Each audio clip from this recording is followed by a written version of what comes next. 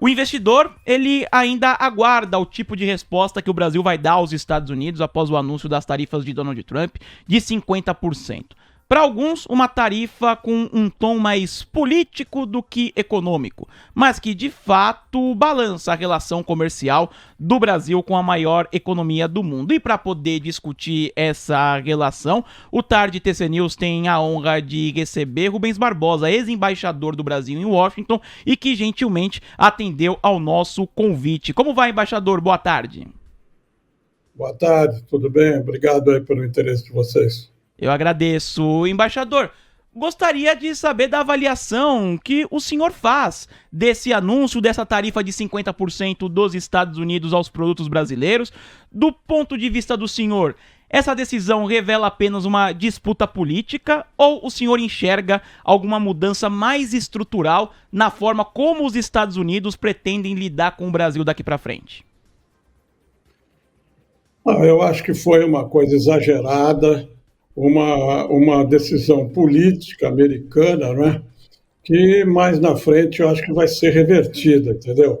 Eu acho que o Brasil tem um déficit em relação aos Estados Unidos, a maneira como eles enfocaram esse assunto na parte política é uma interferência em assuntos internos do Brasil. O Brasil já respondeu a isso, né, convocando o encarregado de negócios, devolvendo a carta, mas agora eu acho que a gente tem que concentrar na parte comercial. Quer dizer, a parte política foi respondida à altura, foi respondida como devia ser respondida, mas agora nós temos que ter pragmatismo e enfrentar a negociação comercial. 50% de tarifa é muito grave para as empresas, para vários setores aí, o agro, a eletricidade, a energia. Então, isso nós temos que, de qualquer maneira, atuar para controlar essa situação. Perfeito. E aí, desse ponto de vista, embaixador, quais são as condições do Brasil em termos dessa negociação ou até mesmo o que tem sido utilizado, o termo retaliação às tarifas americanas? O presidente Lula, numa entrevista exclusiva agora há pouco ao Jornal da Record e publicado pelo R7, disse que vai levar o caso para o OMC, mas que se os Estados Unidos taxarem 50%, pela lei da reciprocidade, vai taxar também em 50%. Na visão do senhor, com base em toda a experiência, qual o caminho realista para que, ao mesmo tempo, o Brasil consiga proteger os setores estratégicos sem escalar tensões que possam gerar mais instabilidade? Olha, não adianta nada levar o caso para o OMC, porque o OMC, na prática, hoje não tem força, desapareceu em termos de órgão regulador do comércio internacional.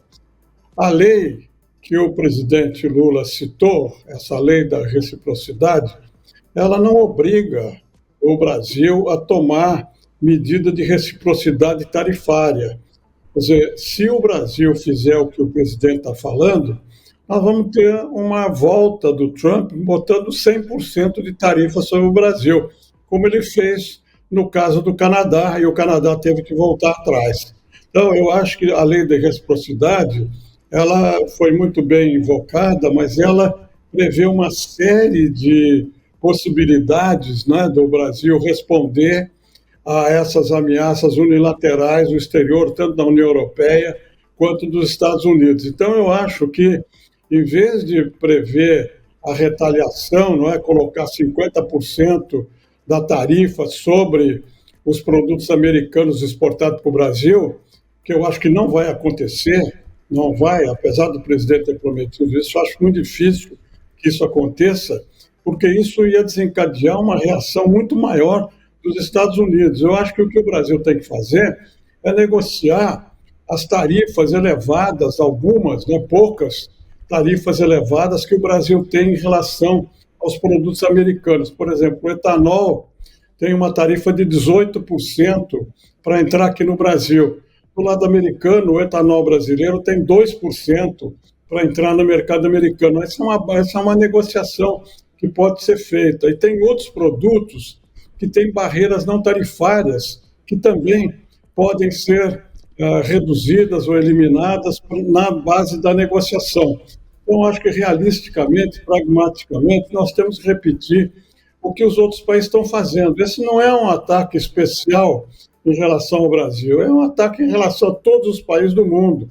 A União Europeia está com quase 25, 27% de tarifa, o Japão, 20 e tantos por cento de tarifa, e é altíssimo em relação ao que eles tinham para exportar para os Estados Unidos.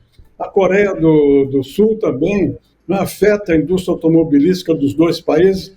Eles não reagiram em ataques políticos aos Estados Unidos. Eles estão negociando, mandaram negociadores lá para Washington para negociar. Eu acho que nós temos que fazer a mesma coisa aqui no Brasil. A parte política, muito negativa, interfere na soberania brasileira, na não ingerência, né, nos assuntos internos de outros países, ela já foi respondida ontem pela convocação do encarregado de negócios americanos lá em Brasília. E a resposta que nós demos foi uma resposta dura, à altura, né, da interferência feita pelo governo americano. Agora cabe a gente deixar de lado a parte política, a parte ideológica e pragmaticamente começar a negociação comercial com os Estados Unidos, oferecendo contrapartidas para que os Estados Unidos possam baixar essas tarifas. Mas, embaixador, considerando o histórico protecionista do presidente Donald Trump, então o senhor enxerga mesmo assim essa capacidade real do Brasil de obter concessões? E um outro tema é que muita gente fala que, e principalmente quem defende a atitude do governo brasileiro, é que o Brasil poderia escoar os seus produtos para outras partes do mundo. O senhor enxerga esse espaço para o Brasil redirecionar suas exportações de forma competitiva, caso o fluxo comercial fique restritivo com os Estados Unidos por um tempo maior, embaixador? Olha, primeiro eu acho que há margem de negociação, isso está acontecendo com todos os países, porque não aconteceria com o Brasil.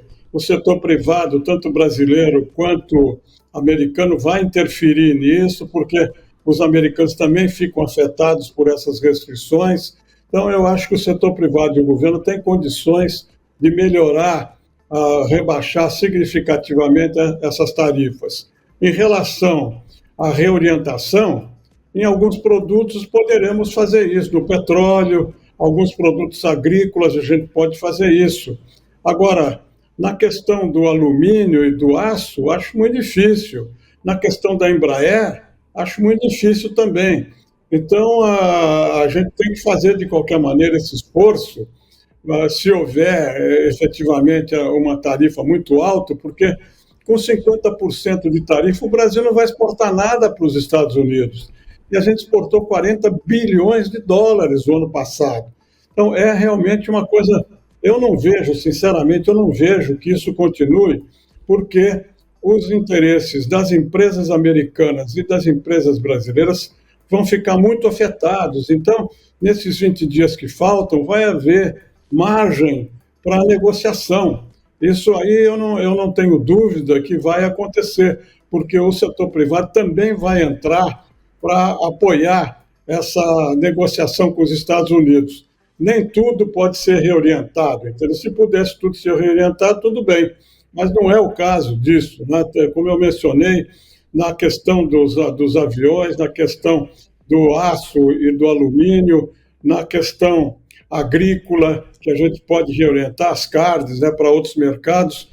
Nos outros países, na questão de autopeças, por exemplo, como é que a gente vai reorientar isso para que indústria automobilística? A gente exporta para os Estados Unidos, porque são empresas americanas aqui, tinham um privilégio tarifário pelo Sistema Geral de Preferências, que agora acabou. Então, nós não temos competitividade para ocupar esses espaços com outros produtos no mercado internacional, se a gente perder o mercado americano. Perfeito. Embaixador, para finalizar com o senhor, O presidente Donald Trump, ele critica bastante o BRICS. Tivemos o encontro da cúpula no Rio de Janeiro na última semana e o Trump associa o bloco a um alinhamento político contrário aos interesses dos Estados Unidos. E o BRICS, os países que formam o bloco, têm avançado pelo menos na ideia de uma moeda própria, de uma redução da dependência do dólar. Essa é a principal crítica que o Trump faz ao BRICS. O senhor considera essa movimentação crível do ponto de vista prático, ou quando a gente fala de uma moeda fora do dólar nas negociações comerciais é mais um gesto político, embaixador? Olha, nessa reunião do BRICS no Rio de Janeiro, esse assunto não foi discutido. O que se discutiu lá foi formas de reduzir o custo das operações comerciais entre os países do BRICS. Não tem, foi um diálogo, não foi proposto nada, não tem nada. E depois do pronunciamento do Trump, ameaçando taxar os países e tal, a Rússia, a China e a Indonésia fizeram pronunciamentos públicos, notas oficiais, dizendo isso, que não houve nenhuma negociação e que não havia intenção de confrontação com os Estados Unidos. O único país que continua insistindo nessa questão da moeda é o Brasil. Quer dizer, nem a China, nem a Rússia, nem os outros países estão interessados nisso. Então, essa questão, essa retórica brasileira em relação ao dólar pode ser prejudicial para o Brasil, porque não está sendo discutido esse assunto. E nessa carta do Trump para o Lula, que foi devolvida ontem, não tem nenhuma referência ao BRICS. Então, esse assunto a gente devia esquecer, não continuar com essa retórica de que o dólar vai ser substituído, que nós vamos mudar a moeda para o comércio. Isso aí não está em cima da mesa, não está sendo discutido, conforme notas feitas pela Rússia e pela China. Eu agradeço muito a participação do nosso Tarde TC News com o ex-embaixador do Brasil em Washington, Rubens Barbosa, que gentilmente atendeu ao nosso convite aqui no Tarde TC News. Embaixador, um forte abraço e até uma próxima. Muito obrigado, hein? Obrigado pelo interesse de vocês. Boa tarde a todos. Eu agradeço a participação do ex-embaixador do Brasil em Washington, Rubens Barbosa, conversando conosco aqui sobre a visão dele dessas discussões tarifárias na relação Brasil e Estados Unidos.